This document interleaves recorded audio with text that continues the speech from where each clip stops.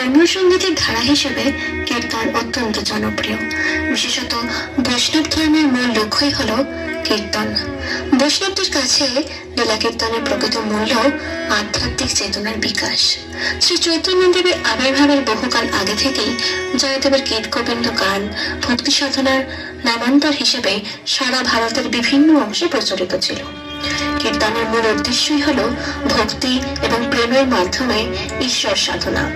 তাই কবি পরমানন্দ লিখেছেন, নাচিতে জানি না তবু নাচিয়া গৌরাঙ্গ বলি, গাইতে জানি না তবু গাই।